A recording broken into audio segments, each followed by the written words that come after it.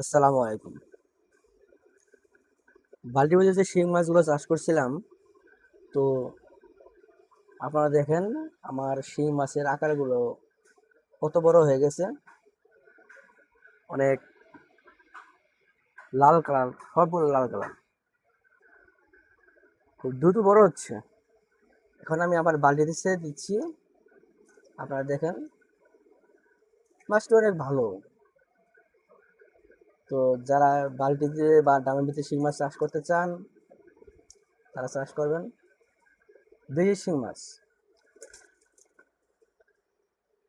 দেখছেন, মাছটি দেখতে কত সুন্দর লাগতেছে। তো শিং মাছগুলো